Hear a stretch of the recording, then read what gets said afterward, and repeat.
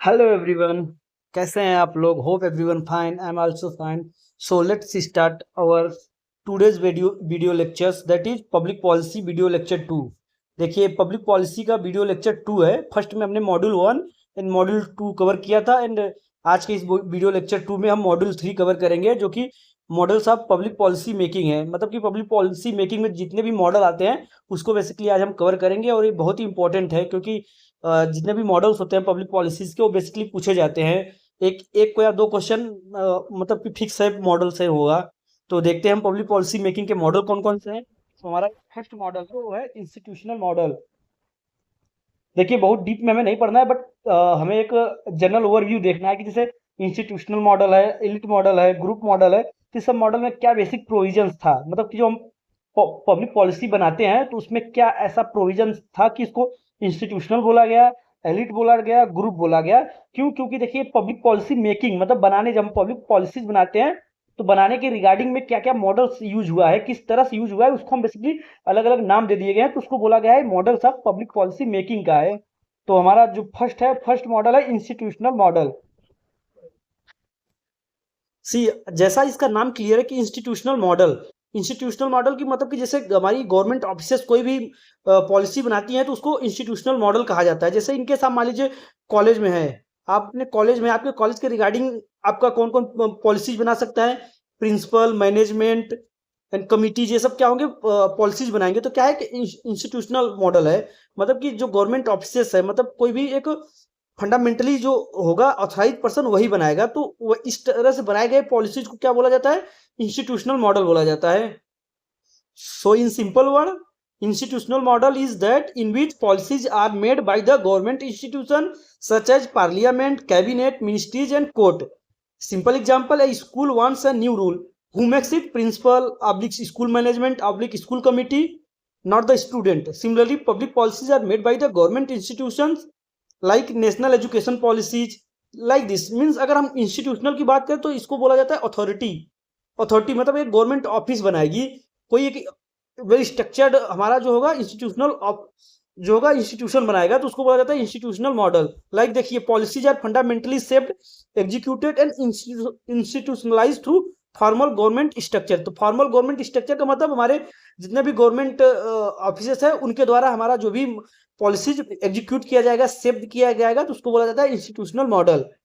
An institution serve as an stabilized, highly structured pattern of human behavior interacting within clear framework for relevant values. Thomas Dye underscores the institutional design and resulting outputs are largely dictated by environmental factor acting upon them.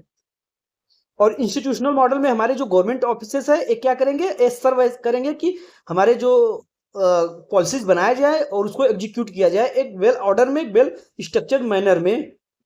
Next देखिए, हमें just थोड़ा थोड़ा concept clear करना है। तो institutional model से आपको idea लग जाना चाहिए कि जो भी हमारे गवर्नमेंट ऑफिसेस बनाएगी, जो एक हाईली स्ट्रक्चर्ड ऑफिसेस है, इंस्टीट्यूशन है, वो पॉलिसी को फॉर्मुलेट करेगा, तो उसको बोला जाता है इंस्टीट्यूशनल मॉडल। नेक्स्ट हमारा एलिट मॉडल। एलिट से देखिए आप क्या से उच्च वर्ण समझना है, मतलब कि पावरफुल लोग। तो एलिट मॉडल में देखिए बेसिकली होता क्या है, तो एलिट मॉडल से बेसिकली इन सिंपल वर्ड में बताता हूं। एलिट वर्ड मतलब जो उच्च वर्ड, मतलब बड़े लोग, जो पावरफुल लोग हैं, वो अगर निर्णय ले रहे हैं, वो डिसीजन ले रहे हैं, तो इसको बोला जाता है कि एलिट मॉडल। मतलब कि जो उच्च वर्ग के लोग हैं, मतलब हाईली प्रोफेशनल लोग हैं, पावरफुल लोग हैं, अगर वो पॉलिसीज बना रहे हैं और वो सबके लिए फॉलो किया जा रहा है, तो इसको बोला जाता है एलिट मॉडल। जैसे कि एग्जांपल देखिए, आपको मान लीजिए शादी का इसमें टाइम चला है, तो मैं शादी का एग्जांपल लेता हूं। मान लीजिए वेडिंग का सीजन है, वेडिंग प्लान किया जा रहा है। तो वेडिंग में क्या देखिए, घर में बहुत, मान लीजिए 50 मेंबर या 20 मेंबर होंगे, बट डिसाइड कौन करता है? जो घर का मुखिया होता है, जो मतलब कि हेड होता है, वो जैसे जिस प्रकार से डिसाइड करेगा कि नहीं नहीं ऐसे ऐसे होना चाहिए, रिंग सेरेमनी होना चाहिए, लाइक वाइज ऐसे ऐसे फॉलो स्टेप वाइज जो भी वो डिसीजन, मतलब कि जो भी मुखिया होगा घर का, वो डिसाइड करेगा, वही सारे अल्टीमेटली सब मान जाएंगे। तो यही होता है एलिट मॉडल। एलिट मॉडल में बेसिकली यही होता है, जो हमारे प्रेशर्स ग्रुप होते हैं, हाईली पावरफुल लोग होते हैं, वो क्या करते हैं? वो पॉलिसी बनाते हैं और सबके लिए क्या होता है? यूनिवर्सल हो जाता है, तो उसको बोला जाता है elite model. She views public policy as reflecting the core preference, values and benefit of a governing elite minority rather than the mass public। अब इसमें देखिए, एलिट मॉडल में जो हमारे जो गवर्निंग एलिट लोग हैं वो बनाते हैं, रेदर देन मास नहीं होगा, जो एलिट होंगे, मास में मतलब कि जनरल लोग हो गए, मतलब सभी जो ऑर्डिनरी पीपल हो गए उनके द्वारा नहीं, जो गवर्निंग एलिट लोग हैं वो अपने जो भी उनका पर्सपेक्टिव है रिफ्लेक्ट करेगा सबके ऊपर, मतलब कि जो गवर्निंग एलिट के द्वारा बनाया गया पॉलिसीज सबके लिए अप्लीकेबल होगा। Now power flow downward that the state machinery serve the structural interest of an oligarchical minority classically detailed by the C. Reed Mills in the 1956 text The Power Elite। देखिए बहुत important model है, basically इसको देखिए क्या बोला जाता है elite model. इसको देखिए अब इससे अगर आप आइडिया लगेंगे, देखिए हाई पावरफुल लोग पॉलिसीज बनाएंगे और वो अप्लीकेबल होगा सभी नॉर्मल लोगों के लिए डाउनवर्ड। तो देखिए क्या हो रहा है, फ्लो अगर देखिए इसका फ्लो कैसा है तो नीचे जा रहा है, इसलिए इसको बोला जाता है टॉप डाउन, टॉप से डाउन में जा रहा है, टॉप डाउन मॉडल भी इसको बोला जाता है। और इसके जो बोल सकते हैं क्वाइन किए थे, प्रोपाउंडर थे, इससे कंसर्न हमारी स्कॉलर थे सी रीट मिल्स। उन्होंने जो the power of elite book लिखी थी 1956 में, उसमें सब इसके बारे में डिस्क्राइब किया गया है। तो इससे 2-3 क्वेश्चन आ सकते हैं कि ये टॉप डाउन मॉडल भी होता है, टॉप डाउन मॉडल होता है, इसको प्रोपाउंड किए थे सी रीट मिल्स इन 1956 अपने टेक्स्ट बुक में द पावर ऑफ एलिट। और इसमें क्या होगा कि जो मॉडल पॉलिसीज बनाए जाएंगे एलिट गवर्निंग के लोग बनाया जाएगा और मास पीपुल के लिए एप्लीकेबल होगा। इसमें जो पावर फ्लो करेगा वो डाउनवर्ड करेगा। तो 3-4 चीजें आपको ध्यान रखना है एलिट के में। देन आएगा ग्रुप मॉडल। अब देखिए ग्रुप मॉडल से आपको आइडिया लग जाना चाहिए कि जो अभी पॉलिसीज डिसाइड किया जाएगा उसमें डिफरेंट डिफरेंट ग्रुप होंगे, एक्स वाई कोई भी, मतलब जेड मान लीजिए ग्रुप है, इनका सबका कंप्रोमाइज किया जाएगा, सबका व्यू लेके अगर एक पॉलिसी बनाया जाता है तो उसको बोला जाता है ग्रुप मॉडल। इसमें देखिए क्या है, अगर आप देखिए कि पॉलिसी मेकिंग का एक बैलेंस व्यू है, इसमें किसी एक का पर्सपेक्टिव सभी के लिए एप्लीकेबल नहीं, इसमें सभी का पर्सपेक्टिव मिला के कंप्रोमाइज करके बैलेंस व्यू में पॉलिसी बनाया जाता है, तो उसको बोला जाता है ग्रुप मॉडल। इसमें देखिए डिफरेंट डिफरेंट इंटरेस्ट ग्रुप होते हैं, डिफरेंट डिफरेंट इंटरेस्ट ग्रुप के पर्सपेक्टिव होते हैं, उस पर्सपेक्टिव के अकॉर्डिंग एक बैलेंस पर्सपेक्टिव निकाला जाएगा, मतलब बैलेंस व्यू निकाला जाएगा, तो पॉलिसी बनाया जाएगा, उसको बोला जाता है ग्रुप मॉडल। और इस ग्रुप मॉडल से जो कंसर्न हमारी स्कॉलर हैं David Truman and James Anderson है। सी policy is direct product of the continuous equilibrium struggle among various organised interest group. David Truman and James Anderson highlight how interest group exert systematic pressure to balance policy in their favours. तो ये हमारा group model हुआ। Then बहुत ही important हमारा system model, इसको propound किए थे डेविड ईस्टन जी ने, बहुत ही इंपॉर्टेंट है।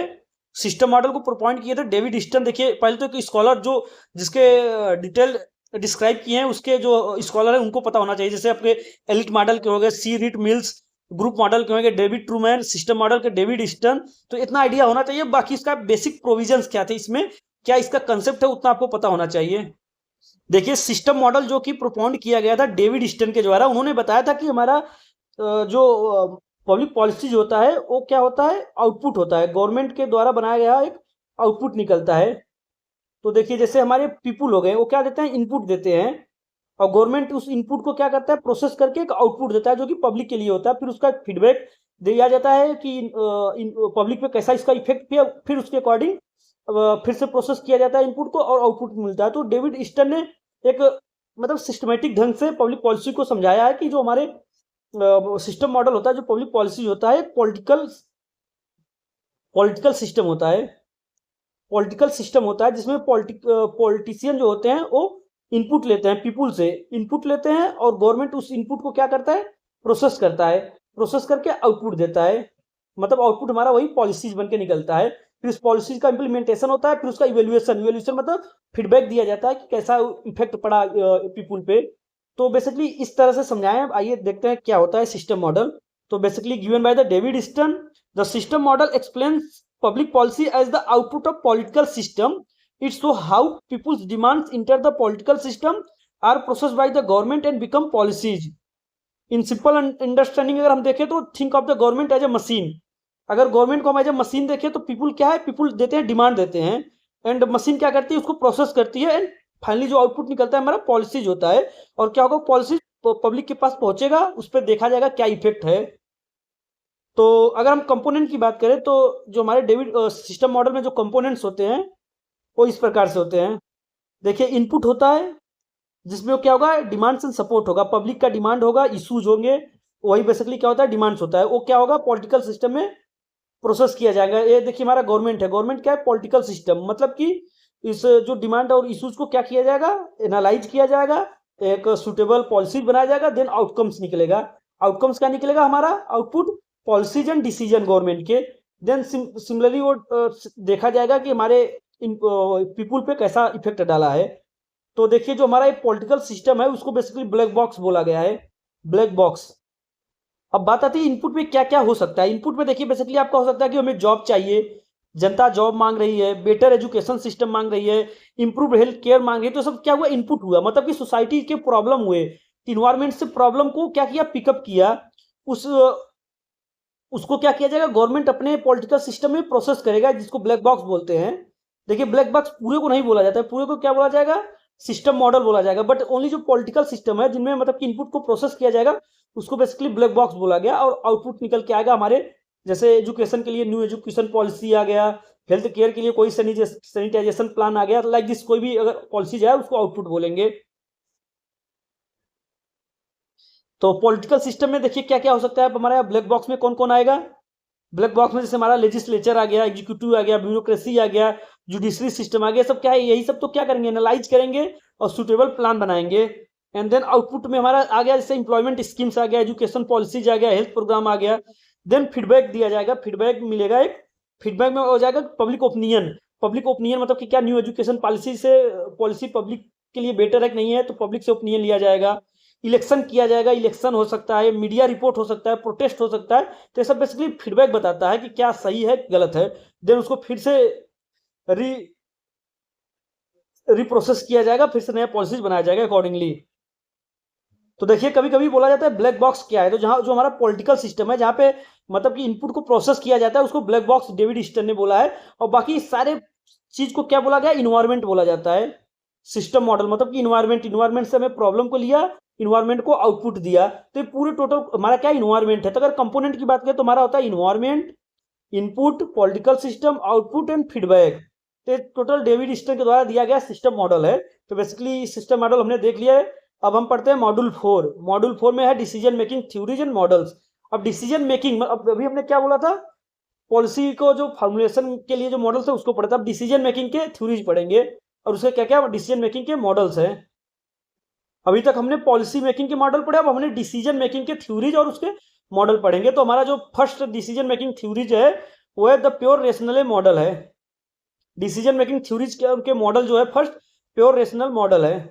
देखिए जो हमारा फर्स्ट है प्योर रेशनल मॉडल, वो बताता है prescribe that a rational decision makers identify a problem and systematically evaluates all possible alternative to optimise efficiency. देखिए प्योर रेशनल मॉडल में क्या होता है, कोई भी इशू जो होता है उसको जो हमारे पॉलिसी मेकर्स होते हैं उसको आइडेंटिफाई करते हैं और पॉसिबल डिसीजंस और उसके अल्टरनेटिव डिसीजन भी क्या करते हैं, बनाते हैं। And A policy is demand A policy is deemed rational when the ratio between achieved value and sacrificed value is completely optimized and higher than any alternatives। अब देखिए इसमें देखा जाएगा जो हम मतलब कि इनपुट ले रहे हैं और जो आउटपुट मिल रहा है उसका हमेशा वैल्यू क्या होना चाहिए, हायर देन होना चाहिए। क्यों, क्योंकि अगर हमारा आउटपुट कम हो जाए, देखिए मान लीजिए आउटपुट इनपुट ए हमारा क्या है, इज ग्रेटर देन 1 है, इसका मतलब हमें अच्छा आउटपुट मिला। वहीं अगर वैल्यू लेस देन 1 हो जाता है तो इसका मतलब इनपुट ज्यादा जा रहा है, आउटपुट कम मिल रहा है। तो यही यहाँ देखिए बताया गया कि policy is deemed rational when the ratio between eschewed value मतलब कि आउटपुट एंड सैक्रिफाइड वैल्यूज, मतलब कि इनपुट इज क्या होना चाहिए, हायर देन होना चाहिए कोई भी अल्टरनेटिव से। तो क्या होगा, प्योर रेशनल मॉडल हमारा होगा। So in pure rational model जो decision maker has complete information and choose the best alternative and what is the step follow. देखिए there are the following step followed by during pure rational model। First step identify the problem, and then second step gather information, third step में generate alternatives, fourth step में compare alternatives and fifth step में select best option select किया जाएगा। वही हमारा क्या होगा, pure rational model होगा। And government compare different routes before constructing a highway. अब मान लीजिए जैसे कोई गवर्नमेंट हाईवे बना रहा है तो डिफरेंट डिफरेंट रूट को क्या करेगा, वो एनालाइज करेंगे, उसमें से देखेंगे जो बेस्ट रूट है उसको क्या करेंगे, निकालेंगे। Now see the structural barrier to absolute rationality. अब देखिए अब एब्सोल्यूट रेशनैलिटी में क्या स्ट्रक्चरल बैरियर आते हैं उसको देखते हैं। See perfect understanding of all societal value preferences and their specific weightage. अब देखिए हमें जो सोसाइटी की वैल्यू है वो हमें 100% नहीं पता होती है। मान लीजिए हम कुछ अपने लिए हम परफेक्ट सोच रहे हैं कि ये परफेक्ट है, बट सभी के लिए वो परफेक्ट नहीं हो सकता। तो क्या एक बैरियर होता है, एब्सोल्यूट रेशनैलिटी के लिए एक बैरियर का काम किया जाता है। And full awareness of every available policy alternatives. अब जरूरी नहीं कि देखिए हमने मान लीजिए हाईवे बनाना है, हाईवे बनाने के लिए 5 अल्टरनेटिव्स गवर्नमेंट ने सोचा, उसमें से एक बेस्ट अल्टरनेटिव को उन्होंने रिकमेंड कर दिया, बट क्या जरूरी है यही पांचों अल्टरनेटिव ही बेस्ट है? और तो हो सकते हैं और अल्टरनेटिव निकालते, क्या पता वो बेस्ट होते हैं। तो ये क्या होता है कि हमें full awareness of every available policy alternative भी की कमी भी होती है। तो ये सब क्या है, बैरियर है। And flawless comprehensive forecasting of long term consequences for every route. अब देखिए क्या होता है कि हमें अभी के लिए हम जो सोच रहे हैं क्या पता वो सही हो, बट लॉन्ग टर्म के लिए क्या पता वो सही ना हो। ये भी तो एक प्रकार से बैरियर हो गया ना, कि मान लीजिए अभी मैं सोच रहा हूँ कि हमने पुल ऐसे निर्माण करा दिया यहाँ से यहाँ तक, एक्स पॉइंट से वाई पॉइंट तक, क्या पता चला कल में यहाँ कुछ और प्रोविजंस आ जाए, कुछ और इशू हो जाए, तो इसका हमें लॉन्ग फोरकास्टिंग का भी कमी होता है। And flawless of cost benefit ratio calculated without computation basis. अब देखिए क्या होता है कि जो हमारा कॉस्ट बेनिफिट रेशियो को भी अगर कैलकुलेट करें तो इसकी भी कहीं ना कहीं हमें बैरियर मिल जाता है एब्सोल्यूट रेशनैलिटी के लिए। नेक्स्ट मॉडल हमारा है bounded rationality model. Bounded rationality model basically describe by the Herbert A Simon. Herbert A Simon के द्वारा क्या किया, डिस्क्राइब किया गया है। इसको हमने ऑर्गेनाइजेशनल थ्योरी में भी पढ़ा है कि बाउंडेड रेशनैलिटी को प्रोपाउंडर हर्बर्ट ए साइमन है। उन्होंने देखिए क्या किया है, introduce in his 1907 masterpiece administrative behaviour. देखिए एडमिनिस्ट्रेटिव बिहेवियर जो बुक है हर्बर्ट साइमन का मास्टरपीस है, 1947 में पब्लिश हुआ था। वहाँ पे ही उन्होंने कंसेप्ट बाउंडेड रेशनैलिटी का कंसेप्ट लिया है।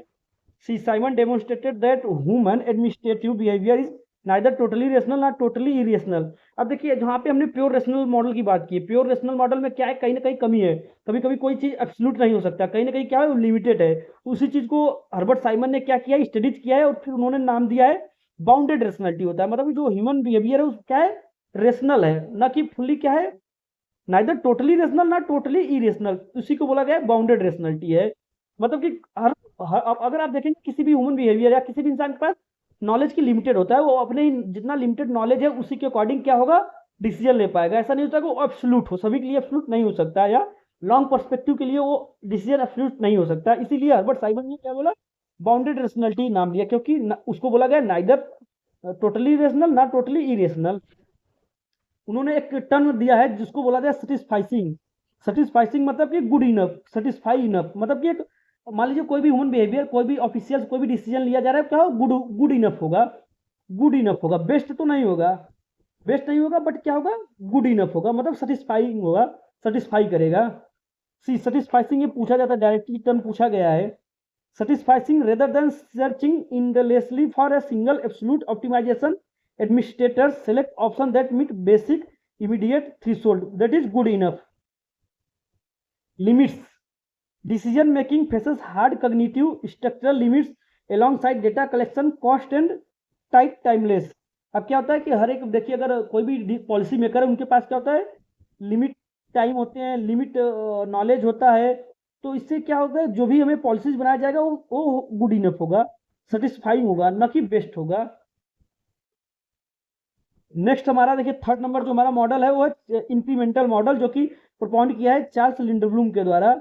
बहुत इंपॉर्टेंट है, देखिए इसमें बेसिकली स्कॉलर के नाम ही पूछे जाते हैं कि कौन से मॉडल को कौन से स्कॉलर ने प्रोपाउंड किया है। तो हमारा जो इंक्रीमेंटल मॉडल है वो चार्ल्स लिंडब्लूम के द्वारा प्रोपाउंड किया गया है। तो the incremental model was developed by the Charles E Lindblom in 1959 in his famous book the science of modeling through। देखिए ये बुक इनका बहुत ही इंपॉर्टेंट है। चार्ल्स लिंडब्लूम का जो इंक्रीमेंटल मॉडल दिया है उन्होंने अपने आर्टिकल, जो कि बहुत ही फेमस आर्टिकल है, the science of modelling through, the science of modelling through, जो कि 1959 में आर्टिकल उन्होंने लिंडब्लूम ने लिखा था, उसी में उन्होंने इंक्रीमेंटल मॉडल को बताया है। तो इसमें इंपॉर्टेंट पॉइंट आप लोग लिख लीजिए, जो इंक्रीमेंटल मॉडल है वो चार्ल्स लिंडब्लूम के द्वारा 1959 में प्रोपाउंड किया गया है। किसमें, वो भी इनका famous article the science of modelling through में इलेबोरेट किया गया है। और इसका जो मेन कंसेप्ट है कि इसमें देखिए जो लिंसब्लूम ने बेसिकली बताया कि कोई भी पॉलिसी मेकर होता है 100% क्या होता है, हर एक अल्टरनेटिव्स को, हर एक इश्यूज को नहीं क्या करता है, एनालाइज करता है। वो क्या करता है, जो भी एग्जिस्टिंग पॉलिसीज होता है उसमें कुछ ग्रेजुअल इंक्रीज कर देता है, ग्रेजुअल मॉडिफिकेशन कर देता है और उससे कोई नया एक पॉलिसी बना देता है जो उसको जिसको बोला जाता है इंक्रीमेंटल मॉडल। जैसे मान लीजिए कोई भी बजट प्लान है, ओल्ड बजट प्लान में है, उसमें हम क्या करें 10% और बढ़ा के इस बार हम कोई मान लीजिए पुराना 60 था 70% दे दे, तो ये भी एक प्रकार से न्यू पॉलिसी हुआ ना। बट क्या हुआ देखिए, अगर आप ओल्ड पॉलिसीज में कुछ ग्रेजुअल इंक्रीज हुआ, उसी को बना दिया इंक्रीमेंटल पॉलिसीज बन गया हमारा। And the model argues that policymakers do not make decision by analyzing every possible alternatives. Instead, they make small gradual changes to existing simple policies. Imagine you are riding a bicycle on an unfamiliar road. Will you plan the entire journey in advance? No. You move a little, observe the road, and then decide the next step. This is the incremental decision making. इसमें देखिए अगर आप क्या होता है कि कोई भी बिग चेंज, अगर बिग चेंज ना करने के बजाय आप छोटे छोटे स्मॉल चेंजेस करो तो क्या होगा, बेटर होगा। यही मेन इसका मोटो था इंक्रीमेंटल मॉडल का। अब देखिए अब क्या रीजन होता है कि इंक्रीमेंटल मॉडल लाया गया। चार्ल्स ब्लूम को मतलब क्या ऐसा लगा कि उन्होंने इंक्रीमेंटल मॉडल लाया। उन्होंने बेसिकली देखिए जो हमारा रेशनल मॉडल था, रेशनल मॉडल को उन्होंने क्रिटिसाइज किया था कि कभी भी क्या होता है, कंप्लीट इन्फॉर्मेशन नहीं होता, किसी भी पॉलिसी मेकर के पास कंप्लीट इन्फॉर्मेशन नहीं होता, उसके पास लिमिटेड टाइम होता है और लिमिटेड रिसोर्स होते हैं। और ह्यूमन बीइंग क्या होता है कि हर एक अल्टरनेटिव्स को एनालाइज नहीं कर सकता, इसलिए हमें जो प्रेजेंट में जितना जरूरत है उतना हमें क्या होना चाहिए कि एडजस्ट करना चाहिए। तो क्या होता है, इसीलिए उन्होंने बोला कि जो हमें प्रेजेंट में जरूरत है ग्रेजुअल स्मॉल एडजस्टमेंट करके, कोई भी ओल्ड पॉलिसी जो उसमें स्मॉल एडजस्टमेंट करो, न्यू पॉलिसी बनाओ। फिर टाइम से अगर हमें और कुछ जानकारी हुई, फिर उसमें स्मॉल चेंजेस लाओ, न्यू पॉलिसी बनाओ। तो क्या होगा, एक ग्रेजुअल एडजस्टमेंट होता रहेगा, इंक्रीमेंट होता रहेगा। इसी को बोला गया इंक्रीमेंटल मॉडल। और जो इनकी बात रहेगी, फेमस जो फ्रेज है इनका आर्टिकल है, the science of modelling through. इसका भी कंसेप्ट थोड़ा सा समझ लीजिए। मॉडलिंग थ्रू मीनिंग होता है moving forward through small adjustment rather than grand planning. इसी को बोला जाता है मॉडलिंग थ्रू। इंक्रीमेंट को अगर देखिए क्या होता है कि moving forward through small adjustment rather than grand planning. बहुत बड़ा प्लानिंग करने के बजाय आप छोटे छोटे छोटे प्लानों में बढ़ते हुए ग्रैंड उसको बना दो, रेदर देन डायरेक्टली यहां पहुंचने के सिवाय। This phrase is strongly associated with Lindblom and frequently asked in UGC NET. Next हमारा देखिए मॉडल है मिक्स स्कैनिंग मॉडल, जिसको प्रोपाउंड किया गया था अमिताई इरजवानी के द्वारा। मिक्स स्कैनिंग मॉडल, देखिए जो मिक्स स्कैनिंग मॉडल है वो अमिताई इरजवानी के द्वारा 1967 में डेवलप किया गया था, 1967 में। और ये क्या है, बेसिकली ये मिडल पाथ है। ये जो हमारा इंक्रीमेंटल मॉडल है प्लस हमारा जो रेशनल मॉडल है, उस दोनों का क्या है, मिक्स्ड करके बना हमारा है मिक्स स्कैनिंग मॉडल। इसीलिए इसका नाम है मिक्स स्कैनिंग मॉडल। क्यों? क्योंकि दोनों चीजों को, जो हमारे रेशनल मॉडल है और जो इंक्रीमेंटल मॉडल है, दोनों को मिक्स करके बनाया हुआ है, तो आउटपुट निकलेगा हमारा मिक्स स्कैनिंग मॉडल। तो see the mix scanning model was developed by the Amitai Etzioni in 1967 and it is a middle path between the rational model and incremental model. And Etzioni believe that rational model that is too idealistic requires complete information. उन्होंने, उनका मतलब जो believe था कि rational model क्या है, बहुत ही ज्यादा आइडियलिस्टिक है और इसके लिए हमें क्या है, कंप्लीट इन्फॉर्मेशन की जरूरत पड़ती है। और इंक्रीमेंटल मॉडल क्या है, टू कंजर्वेटिव है, ओनली स्मॉल चेंजेस। क्या जरूरी है ओनली स्मॉल चेंजेस कर करके हम बिग चेंजेस करें? नहीं। तो इसको क्या है, उन्होंने दोनों चीजों को मिला के एक मॉडल बनाया जिसको बोला गया mix scanning model. Therefore he proposed mix scanning model which combines the strength of both. मतलब कि दोनों का जो स्ट्रेंथ है उसको कंबाइन करके जो मॉडल बना उसको मिक्स स्कैनिंग मॉडल बना। अब यहां आती है बात की मिक्स्ड। मिक्स का मतलब आपने समझ लिया कि मैंने रेशनल मॉडल और इंक्रीमेंटल मॉडल को मिक्स किया, मतलब उनका जो बेस्ट प्रैक्टिसेस था उसको मिक्स करके नया मॉडल बनाया। बट बिफोर स्कैनिंग का क्या मतलब है? स्कैनिंग, यहाँ स्कैनिंग का मतलब होता है एग्जामिन। स्कैन करना मतलब एग्जामिन करना। आप एग्जामिन कर रहे हो, ऑब्जर्व कर रहे हो। मतलब कि क्या हो, अब कोई भी प्लान बनाने से पहले हमें उसको पहले स्कैन करना पड़ेगा, अपने इन्वायरमेंट को, अपने सिचुएशन को समझना पड़ेगा, फिर उसके बाद जाके हम एक डिसीजन लेते हैं। तो इससे क्या होगा, हमें बेस्ट डिसीजन मिलने के चांस जाता है। इसीलिए उसको बोला गया mixed scanning model. See scanning means examining और observing a situation before making decision. इसीलिए मिक्स स्कैनिंग क्या है, broad scan plus detail scan. अगर मिक्स स्कैन को आप बोलेंगे तो मिक्स स्कैन क्या है, हमारा broad scan plus detailed scan है।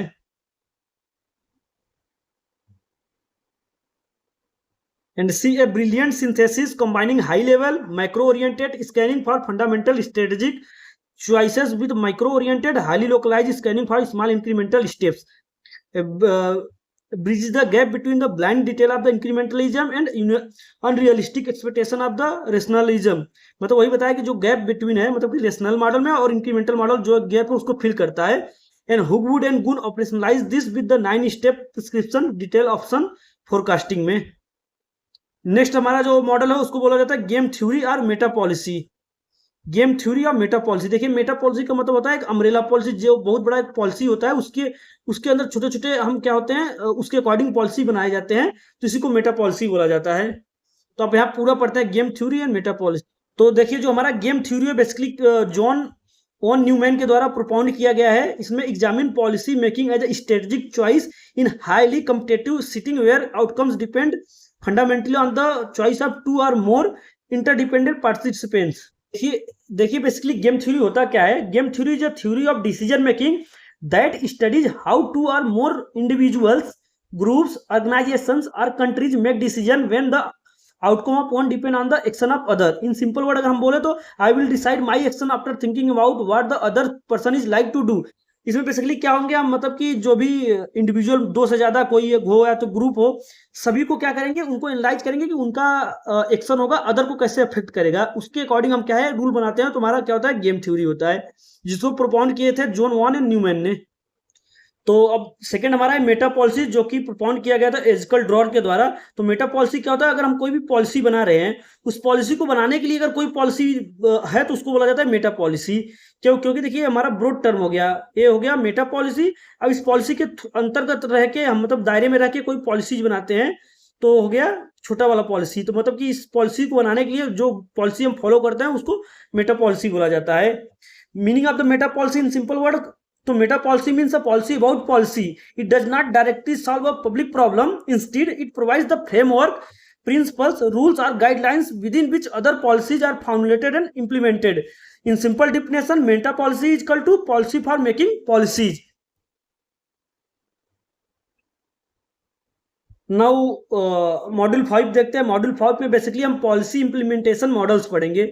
अब मतलब कि पॉलिसी को इंप्लीमेंट करने के लिए जो जो मॉडल है उसको पढ़ेंगे। अभी तक हमने पढ़ा था पॉलिसी मेकिंग के मॉडल्स, फिर पॉलिसी मेकिंग थ्योरीज के मॉडल, अब पढ़ेंगे policy implementation models. Module 5 Policy Implementation Models. Implementation comprise the action of public private actors directed at translating institutional choices into operational goals. One meter and one horn conceptualize this as the distinct sequence of events triggered by the public policy decisions. तो first हमारा model है वो है top down perspectives. Top down perspectives मतलब कि top perspective down हो रहा है, किसको बोला जाता है, जो इंप्लीमेंटेशन मॉडल है टॉप डाउन पर्सपेक्टिव मॉडल है इंप्लीमेंटेशन का। सो फर्स्ट जो हमारा टॉप डाउन मॉडल है उसके जो की स्कॉलर है वो हमारे हैं Daniel Benjamin, Daniel Mazmanian and Paul सेविटियर।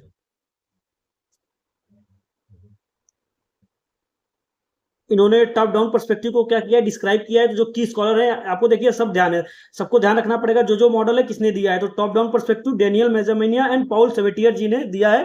Basically इसमें क्या बताया इन्होंने, बोला कि टॉप डाउन, देखिए जो टॉप लेवल ऑफिशियल है वो पॉलिसी को बनाते हैं, जो डाउन मतलब कि फील्ड ऑफिसर्स है वो पॉलिसी को इंप्लीमेंट करते हैं। तो देखिए अगर फ्लो देखेंगे, ऑर्डर फ्लो देखेंगे, इंप्लीमेंटेशन फ्लो, तो आपका टॉप से डाउन की तरफ जा रहा है। क्यों? क्योंकि टॉप ऑफिशियल पॉलिसी को बनाते हैं, फॉर्मुलेट करते हैं, और फील्ड ऑफिसर्स क्या है उसको इंप्लीमेंट करता है, इसीलिए इसको बोला जाता है टॉप डाउन पर्सपेक्टिव। लाइक जैसे मान लीजिए स्कूल में प्रिंसिपल है, प्रिंसिपल कोई पॉलिसी को बनाते हैं, टीचर उस पॉलिसी को इंप्लीमेंट करते हैं और बच्चे स्टूडेंट को उस पॉलिसी को ओबे करते हैं। तो इस प्रकार कर देखें तो हमारा क्या हुआ, टॉप डाउन पर्सपेक्टिव हुआ। अगर लाइक एग्जांपल आप लोग देखें तो स्वच्छ भारत मिशन में क्या हुआ, गवर्नमेंट क्या करता है, सेट नेशनल गोल्स। गवर्नमेंट क्या करेगा, एक नेशनल गोल सेट करेगा और मिनिस्ट्रीज क्या करेगी, गाइडलाइन इशू करेगी, स्टेट एंड लोकल अथॉरिटीज क्या करेगी, उसको इंप्लीमेंट करेगी। और फिर उसके बाद citizen benefit from improved sanitation programme, उनको मतलब कि ये क्या करेगा, ये रिफ्लेक्ट करेगा, टॉप डाउन अप्रोच को रिफ्लेक्ट करेगा। तो इसमें हु गुड एंड गुड के कुछ रिकमेंडेशन है, उसको देख लीजिए। बहुत ज़्यादा पूछा तो नहीं गया, बट अगर आप लोग देखना चाहते हैं तो मैं पोस्ट कर दिया हूँ, देख लीजिए। जो बेसिक पर्सपेक्टिव है उसको मैंने बता दिया है, जो इससे रिलेटेड हमारे स्कॉलर्स थे उसको मैंने बता दिया। बेंजामिन एंड सवेटियर क्या है, इसके प्रोपाउंडर्स हैं, और इसमें बेसिक प्रोविजंस क्या हैं। देन नेक्स्ट हमारा आता है bottom up perspective. Bottom up perspective, तो देखिए जो हमारा बॉटम अप पर्सपेक्टिव है, इससे जो स्कॉलर्स कंसर्न है वो है Michael Lipsky and Richard Elmore. Michael Lipsky and Richard Elmore. ये टोटल जो हमारी पर्सपेक्टिव है बॉटम अप पर्सपेक्टिव से रिलेटेड है, बट उसमें भी हम देखिए the implementation of game and state level bureaucrats, इसमें दो कंपोनेंट है। तो जो हमारा द इम्प्लीमेंटेशन गेम है वो ओगमेन बर्डा 1977 में प्रोपाउंड किया था, एंड स्टेट लेवल ब्यूरोक्रेट्स में माइकल लिपस्काई जी ने क्या किया था, प्रोपाउंड किया था। अब इसको हम समझते हैं होता क्या है बेसिकली बॉटम अप पर्सपेक्टिव। तो जैसे देखिए हमारा जस्ट अपोजिट है टॉप डाउन का, इसमें क्या है बॉटम अप। जो भी इश्यूज क्या हुआ होगा वो बॉटम से क्या होगा, उठेगा टॉप के पास जाएगा, टॉप उसको क्या करेगा, पॉलिसी उसके अकॉर्डिंग बनाएगा। तो इससे क्या हुआ, हमारा अप्रोच अगर हम देखें तो हमारा बॉटम अप हुआ। Means implementation should be understood from the perspective of local official and citizens. Example, teacher, health worker and village official adopt a policy according to local needs. अब देखिए हम कोई चीज अगर लोकल नीड हमें कोई भी आ रहा है डिमांड कि ऐसे से होना चाहिए, वो क्या हुआ डिमांड ऊपर जाएगा, ऑफिशियल के टॉप के पास जाएगा, टॉप उसी उसके अकॉर्डिंग क्या हुआ कोई भी पॉलिसीज बनाएंगे। तो क्या हुआ हमारा bottom up perspective.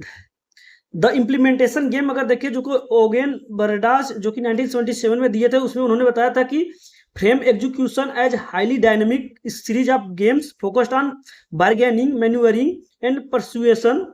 Self interest actors constantly navigate high uncertainty to till goals toward individual benefits. देखिए जो इम्प्लीमेंटेशन गेम है बेसिकली ओगेन बर्डाक के द्वारा दिया गया। उन्होंने बताया कि जो भी इम्प्लीमेंटेशन में इन्वॉल्व होते हैं, जो भी लोग ऑफिशियल इन्वॉल्व होते हैं, वो क्या करते हैं टाइप ऑफ बार्गेनिंग करते हैं, वो मैन्यूवर करते हैं। जो भी पॉलिसीज होता है वो अपने पर्सपेक्टिव इंटरेस्ट के अकॉर्डिंग क्या करते हैं उसको मोल्ड कर देते हैं। तो और स्टेट लेवल ब्यूरोक्रेट्स में बता माइकल लिपस्काई जिसको प्रोपाउंड किया, तो उन्होंने बताया था कि जो हमारे फर्स्ट लाइन है, मतलब कि जिनको पॉलिसी डायरेक्टली अफेक्ट करेगा, हमें उनके अकॉर्डिंग क्या होना चाहिए, पॉलिसीज बनाना चाहिए, ताकि क्या हो सही मायने में इंप्लीमेंट किया जा सके। जैसे हम कोई भी पॉलिसीज बनाएंगे उसको हमारे टीचर से रिलेटेड पॉलिसी बना रहे हैं तो हम टीचर से इनपुट ले कि कैसे इसको इंप्लीमेंट किया जाए, कैसे क्या प्रोविजंस हो। पुलिस से बना रहे हैं तो पुलिस से हमें जो फर्स्ट लाइन में मतलब कि एकदम फील्ड लेवल में एम्प्लॉय है उनसे लेना पड़ेगा, ताकि अगर हम इनके अकॉर्डिंग लेंगे, इनके इंटरेस्ट पे लेंगे चीजें और इनके इंटरेस्ट के अकॉर्डिंग बनाए, तो लास्ट में क्या करेगा सही तरीके से इंप्लीमेंट किया जा सकता है।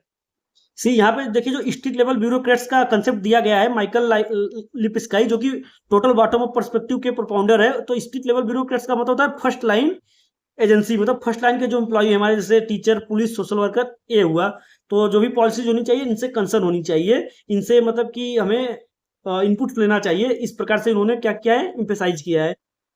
नेक्स्ट हम देखते हैं हमारा एक hybrid synthesis and evolutionary actions. Means that अब हम देखेंगे कि जो हमारा bottom up and top down model का एक सिंथेसिस मतलब इवोल्यूशनरी एक्शन मॉडल देखेंगे, जिसमें जो कि भाई सेबेटियर एंड बेंजामिन्स का एक सिंथेसिस है। उन्होंने बेसिकली बोला है कि they said the implementation and policy making are one and the same process. They advocate a set of 6 conditions for the effective implementation of policy objective, like clear and consistent objective होना चाहिए, adequate theory होना चाहिए, implementation structure should be in compliance with the implementers and committed and skillful implementation होना चाहिए, support of the interest group होना चाहिए, change in socio-economic condition that do not undermine the support of group। तो यहाँ पे देखिए जो हमारे टॉप डाउन और बॉटम अप अप्रोच के जो स्कॉलर्स थे उनका एक सेवेटियर बेंजामिन का एक सिंथेसिस आया। उन्होंने बोला था कि जो हमारा पॉलिसी फॉर्मुलेशन और इम्प्लीमेंटेशन क्या है, एक सेम प्रोसेस में होना चाहिए और इसके लिए हमें 6 क्लियर गोल होना चाहिए, जो यहाँ पे बताया गया है कि क्लियर 6 कंसिस्टेंट गोल होना चाहिए। दैट इज साउंड होना चाहिए, कैजुअल थ्योरीज होना चाहिए, रोबस्ट लीगल स्ट्रक्चर होना चाहिए, हाईली स्किल्ड मैनेजर होना चाहिए, सस्टेन कॉन्स्टिट्यूएंट सपोर्ट होना चाहिए, and relative socio economic stability over a time होना चाहिए, एंड पॉलिसी एक्शन कंटिन्यूम, मतलब कि जो कि पॉलिसी एक्शन कंटिन्यूम जो कि लेविस एंड फ्लाइन बैरेट फ्रूगे के द्वारा दिया गया है। देखिए सब स्कॉलर है, बड़ा थोड़ा डिफिकल्ट हो रहा है इनका प्रोनाउंस करना, बट इनको याद रखना पड़ेगा क्योंकि कभी कभी डायरेक्ट पूछा जाता है। तो इसमें क्या हुआ था, basically reject linear models, framing implementation as an evolutionary continuum, negotiation process between power brokers and operational enforcer. Now next see chronic barrier to effective implementation. अब देखेंगे हम प्रॉब्लम, मतलब कि पॉलिसी इंप्लीमेंटेशन में क्या क्या प्रॉब्लम्स आते हैं उसको हम देखते हैं। देखिए सबसे पहले हम देखते हैं कि जो हमारा पॉलिसी स्टेटमेंट है, जो पॉलिसी स्टेटमेंट है उसमें क्या वर्ड जो लिखे जाते हैं वो क्या होते हैं, क्लियर नहीं होते हैं। देखिए पॉलिसी स्टेटमेंट में जो वैग्यू पोअरली ऑप्शनलाइज पॉलिसी स्टेटमेंट होता है, मतलब कि जो उसमें वर्ड्स होंगे, उसमें जो टर्म यूज किए होंगे हमको क्लियर नहीं होंगे, तो इससे भी क्या होता है कभी कभी उसको पॉलिसी को इंप्लीमेंट करने में कठिनाइयां मालूम होती है। And acute staff shortage and under trend personal, अब देखिए जो स्टाफ के शॉर्टेज होते हैं या तो अनस्किल्ड मैन पावर होते हैं, इनकी वजह से भी पॉलिसी इंप्लीमेंटेशन में क्या होते हैं रुकावटें आती हैं।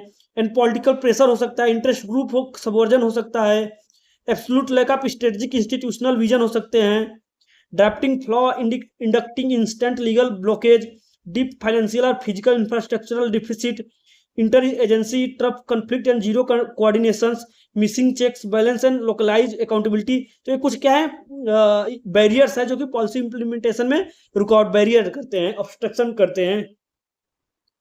नेक्स्ट मॉड्यूल 6 पढ़ते हैं, पॉलिसी मॉनिटरिंग एंड कंट्रोल। अब पॉलिसी देखिए अभी तक हमने इम्प्लीमेंटेशन देखा, अब पॉलिसी को इम्प्लीमेंट में हम मॉनिटरिंग और कंट्रोल कैसे करते हैं उसको देखते हैं, जो कि हमारा मॉड्यूल 6 है। So what is policy monitoring? So monitoring is the continuous process of observing, tracking and assessing resources utilisation and execution milestone, proper tracking, designing, maximising cost reduction, ensure time saving, safeguards and optimising resource distribution. Monitoring मतलब देखिए अब कोई भी policy बनाए उसको implement हो रहा है तो उसको हम देख रहे हैं कि प्रॉपरली इंप्लीमेंट हो रहा है कि नहीं हो रहा है, उसको हम ट्रैक कर रहे हैं, ऑब्जर्व कर रहे हैं। तो ये क्या हुआ हमारा पॉलिसी मॉनिटरिंग हुआ। इसकी वजह से हम क्या कर सकते हैं, अपने भी जो भी प्लान है उसको हम उसका जो टाइम बचा सकते हैं, उसमें जो कॉस्ट हुआ है उसको बता सकते हैं और उसको इफेक्टिवली मैक्सिमाइज कर सकते हैं। तो इससे लिए हमें क्या है पॉलिसी मॉनिटरिंग और कंट्रोल होना बहुत ही इंपॉर्टेंट है। And now see the specialized methodology or toolkits means approaches, क्या क्या अप्रोचेस होंगे पॉलिसी मॉनिटरिंग के। तो फर्स्ट अप्रोच हमारा है मैनेजरियल अप्रोच, सेकंड है पीईआरटी या critical path method approach.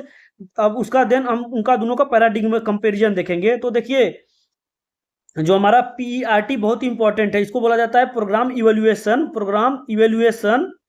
And review techniques, और सीपीएम को बोलते हैं क्रिटिकल पाथ मेथड्स, और एक है मैनेजरियल अप्रोच। देखिए यहाँ पे 3 अप्रोच दिए गए हैं, तीनों को क्या है बेसिकली पॉलिसी मॉनिटरिंग के लिए हमारे टूल किट्स है, बेसिकली बोल सकते हो स्पेशलाइज्ड टूल किट है। अब एक एक देखते हैं एक एक में क्या क्या प्रोविजंस है। देखिए मैनेजरियल अप्रोच क्या है, relies on classic public management benchmark, emphasising rigid cost efficiency and centralised command and control parameters. तो देखिए जो हमारा मैनेजरियल अप्रोच क्या है, managerial approach applies management techniques to monitor and control policy implementation. देखिए जो हम किसी भी पॉलिसी को मॉनिटर करने के लिए एक मैनेजरियल अप्रोच होता है, मतलब एक हमारा जो क्लासिकल मेथड टाइप होता है कि एक मैनेजर होगा वही हमारा क्या करेगा, सर लुक आफ्टर करेगा, तो उसको बोला जाता है मैनेजरियल अप्रोच। इसमें क्या होता है, it focuses on planning, scheduling, coordinating, time management, resource management, performance management. तो ये क्या होता है कि हमारा मैनेजरियल अप्रोच हो गया, जिसमें हमारा मैनेजर क्या करेगा, फोकस करेगा प्लानिंग में, काम का शेड्यूल कराएगा, कोऑर्डिनेशन करेगा और टाइम मैनेजमेंट करेगा और सारा रिसोर्स को मैनेजमेंट करेगा, इन परफॉर्मेंस को मेजरमेंट करेगा। तो सब हमारा क्या हुआ, मैनेजरियल अप्रोच हुआ, किसका, पॉलिसी मॉनिटरिंग का हुआ। नेक्स्ट जो हमारा देखिए टूल किट, जो हमारे कॉमन टूल किट है पॉलिसी मॉनिटरिंग के, हमारा है पीईआरटी एंड सीपीएम। पीईआरटी को होता है programme evaluation and review technique, CPM को बोला जाता है क्रिटिकल पाथ मेथड। तो देखिए जो हमारा पीईआरटी है, PERT program evaluation and review technique, जिसका origin developed by US Navy के द्वारा डेवलप किया गया था for the Polaris missile project, एक पोलरिस मिसाइल प्रोजेक्ट था जो कि 1915 में हुआ था, उसी के लिए हमारा पीईआरटी मेथड क्या हुआ था, डेवलप किया गया था। अब बात आती है पीईआरटी मेथड है क्या। So PERT is a planning and controlling technique used when activity completion times are uncertain. अब देखिए जो भी हम टेक्निक बेसिकली पीईआरटी मेथड कब यूज करते हैं, जब हमें कोई भी मतलब एक्टिविटी होती है उसका खत्म होने का जो टाइम होता है अनसर्टेन होता है, तब हम programme evolution and technique review technique use करते हैं। अब बेसिकली देखिए इसमें क्या क्या मेन आइडिया होता है हमारा, जो एस्टिमेटेड होता है, जिसमें देखिए अब हम पीआरटी मेथड कब करेंगे, जैसे हमारा कोई भी हमारा काम है, कोई भी एक्टिविटी है, उसको कंप्लीशन का हमें टाइम नहीं पता है, अनसर्टेन है, तो हम बेसिकली हम क्या क्या एस्टिमेट करेंगे, ऑप्टिमिस्ट टाइम, ऑप्टिमिस्ट टाइम जिसको ओ बोला गया है, then most likely time, most likely time जिसको एम बोला गया है, and pessimistic time, pessimistic time P बोला गया है। तो इसको हम कैलकुलेट करेंगे, फिर इसके लिए हम एक एक्सपेक्टेड टाइम निकालते हैं कि कितना एक्सपेक्टेड टाइम में खत्म हो सकता है, तो इसको हम बोला जाता है टीई एक्सपेक्टेड, जिसमें होगा ऑप्टिमिस्टिक टाइम एंड हमारा फोर मोस्ट लाइकली टाइम हो जाएगा, देन पेसिमिस्टिक टाइम हो जाएगा, अपॉन 6 कर देंगे, तो हमारा टाइम एक्सपेक्टेड टाइम हो जाएगा उस प्रोजेक्ट को खत्म होने के लिए। तो बेसिकली पीआरटी मेथड है, programme evolution and review technique, जो कि यूएस नेवी के द्वारा 1950 में Morgan Walker Kelley and US Navy के द्वारा डेवलप किया गया था। अगर फीचर्स की बात करें हमारा पीआरटी के फीचर्स की, तो suitable for uncertain project, future oriented होता है, फोकस ऑन टाइम एस्टिमेशन होता है, useful in research and development project होता है। एग्जांपल की अगर हम बात करें तो implementation of new digital governance project where exact timelines are uncertain and keyword uncertain time estimation होता है। अब वहीं हम बात करते हैं सीपीएम की, critical path method, critical path method की, तो ये भी जो origin developed bye due point company, जो एक ड्यू पॉइंट कंपनी थी, ड्यू पॉइंट कंपनी के द्वारा डेवलप किया गया है। एंड मीनिंग होता है CPM identify the longest sequence of activities that determines the minimum completion time of a project. देखिए क्या होता है कि जो क्रिटिकल पाथ मेथड होता है, बेसिकली हम इसी चीज को मॉनिटर करते हैं जो कि जिसका नेचर क्रिटिकल होता है, थोड़ा क्रिटिकल नेचर के होते हैं, इसीलिए इसको क्रिटिकल पाथ मेथड्स बोला जाता है। देखिए इसमें हम क्या होता है, सभी पूरे प्रोजेक्ट को ध्यान ना देके जो उसमें थोड़े थोड़े क्रिटिकल चीजें होते हैं, बस हम उसको मॉनिटर करते हैं इस मेथड्स में। नेक्स्ट हमारा है गंट चार्ट, जो कि हेनरी गेंट के द्वारा 1910 में डिफाइन किया गया था। ये क्या होता है, visual bar chart mapping technical activity against strict linear timelines and delivery excellence. देखिए एक गंट चार्ट होता है, बेसिकली क्या होता है, इसमें टाइम और एक्टिविटी का बार होता है, उसके द्वारा मॉनिटर किया जाता है कि किस टाइम में हमारा क्या एक्टिविटी फॉलो हो रहा है। तो बेसिकली हेनरी गंट के द्वारा ये बार दिया गया है। देन हमारा सिस्टम अप्रोच होता है, जो कि rooted in Ludwig von Bertalanffy system approach देखिए किसके द्वारा दिया गया, rooted Ludwig von and Bertalanffy in 1968 general system theory evaluating how input flow processing actions and output responses interact as a single integrated ecosystem में। देखिए जो हमारा system approach होता है it is a concern with knowing how a total sequence of program activities inputs and outputs contribute to the success और failure of a policy delivering program and focus on team work of effective monitoring, जिसके propounder थे Ludwig von Bertalanffy. First propose the system approach under the name of general system theory 1968 में। And now see the formative review and performance indicator. अगर हम बात करें तो हमारा आता है फॉर्मेटिव अप्रोच। देखिए फॉर्मेटिव अप्रोच में क्या करते हैं, integrate tracking parameter directly into initial work plan serving as a continuous internal formative evaluation. Means here monitoring start with a schedule and work up for the success of a policy programs under it is when it is being implemented, so it requires evaluations. Next हमारा है Peter Jackson on indicator performance benchmark are indispensable tool to structurally maximise transparency supply data for execution control and clarify systematic workplace weakness. See monitoring solution framework की अगर हम बात करें तो system monitoring error and administrative solution उसका क्या हो सकता है। तो देखिए जो हमारा poor generic design for tracking instrument, इसमें क्या कर सकते हैं, रीडिजाइन कर सकते हैं, स्पेशलाइज मॉनिटरिंग मैट्रिक कर सकते हैं। Acute lack of time allocate to the regular review अगर है तो हम कह सकते हैं instituting mandatory data driven checks in हो सकता है। एंड अगर zero corrective optional available to ground managers, ये देखिए हमारा सिस्टम एरर हो रहा है और उसको हम क्या करते हैं एडमिनिस्ट्रेटिव उसका सॉल्यूशन यहाँ पे है। तो empowering manager with Swift corrective tool kit के द्वारा, अगर कोई भी मतलब मैनेजर के द्वारा अगर हो रहा है दिक्कत, तो उसमें हम क्या करेंगे, मैनेजर को इम्पावर करेंगे, थोड़ा करेक्ट करेंगे। And ignorance among official regarding tracking methods, तो उसमें क्या होगा, comprehensive technical capacity upskilling का हमें कोर्स वगैरह कराना पड़ेगा, ट्रेनिंग कराना पड़ेगा। Now Christopher Hood's four administrative tool, अब क्रिस्टोफर हुड जी ने फॉर एडमिनिस्ट्रेटिव टूल दिया है मॉनिटरिंग के लिए to secure absolute fidelity during policy execution. Hood identify four structural interventions, that is set aside या मॉडिफाई रूल, मतलब adapting rigid guideline safety to match the field realities, मतलब कि हमें क्या होगा, एक गाइडलाइंस, एक रिगिड गाइडलाइंस को अडॉप्ट करना पड़ेगा जो कि हमें एक रियलिटी फील्ड रियलिटीज को दे। नेक्स्ट होता है spread the word, spread the word मतलब कि जो भी चीजें हम बना रहे हैं, जो भी पॉलिसीज बना रहे हैं, उसको सभी तक अच्छे से पहुंचाएं, उसको मतलब कि हम स्प्रेड करें। Securing flawless transparent communication across all operational raw, enforce consequences and enforce consequences, मतलब uniform reward and punishment model for protocol compliances. अब देखिए हमें जो भी हमारे प्रोटोकॉल को अगर कंप्लियंसेस हो रहा है, उनमें रिवार्ड और पनिशमेंट वाला सिस्टम भी लाना पड़ेगा। एंड सिस्टम सेफ गार्ड, मतलब डिजाइनिंग फिजिकल और procedural architecture that make bypassing protocols impossible. So these are the 4 administrative tool to monitor the policy. See next हमारा जो मॉड्यूल है, मॉड्यूल 7, वो है पब्लिक पॉलिसी एनालिसिस।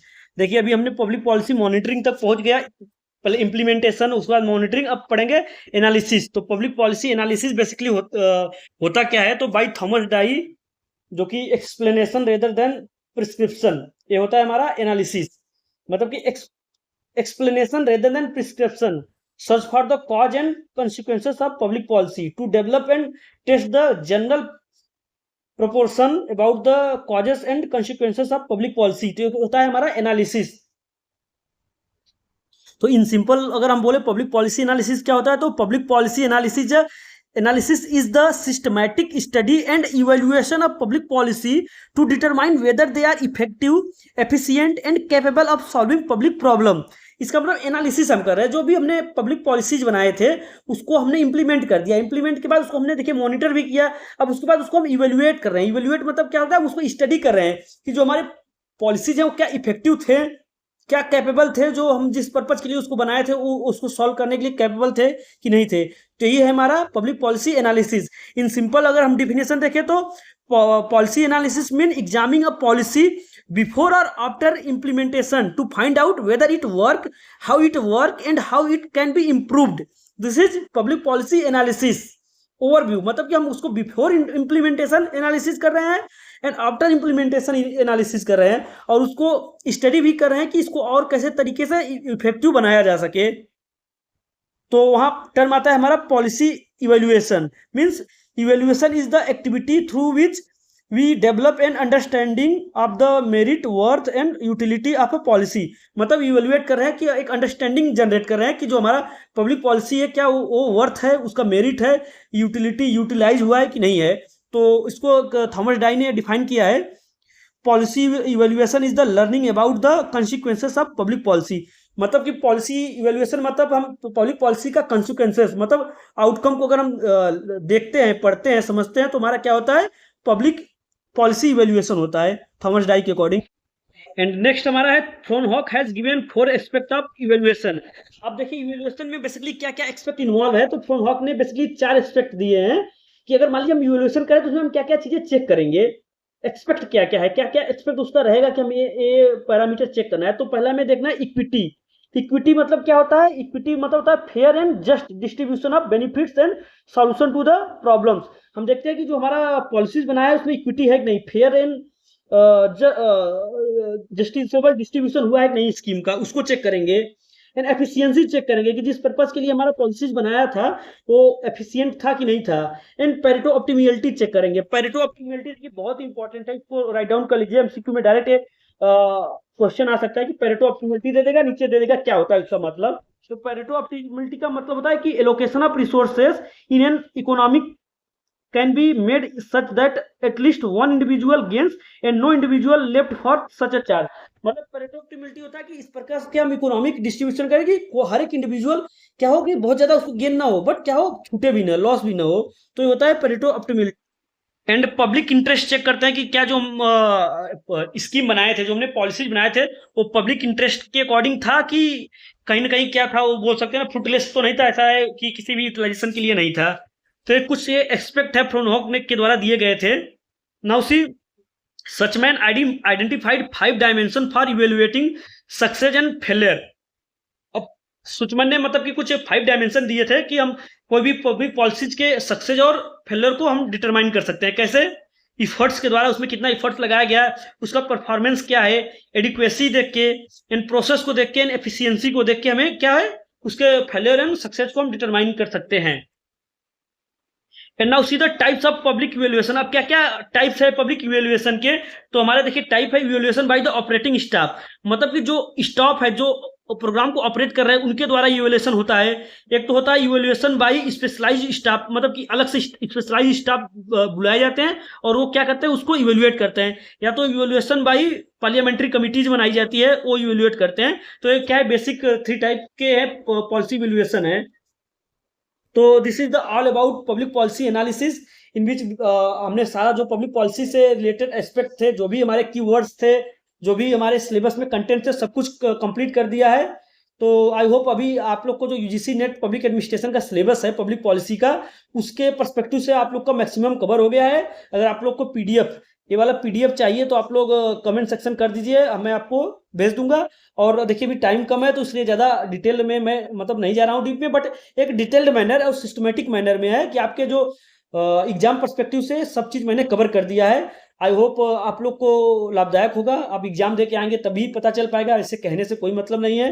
फिर भी हम एग्जाम के बाद एनालिसिस करेंगे कि कितने क्वेश्चन हमारे इस पीडीएफ से आए हैं, और ताकि आप लोग को भी पता लगे। खैर मैं तो इस पीडीएफ से जो भी मेरा ये पीडीएफ नहीं, मेरा नोट्स का पीडीएफ ही है, तो मैंने इसको पढ़ के अपना एग्जाम देता हूँ तो मेरा मैक्सिमम कवर 5 में से 4 तो मैक्स हो ही जाते हैं। तो देखते हैं आप लोग कितना कर पाते हैं। मिलते हैं एग्जाम के बाद। बस अभी एक और हम लेक्चर कवर करेंगे जो रिसर्च एप्टीट्यूड पे होगा।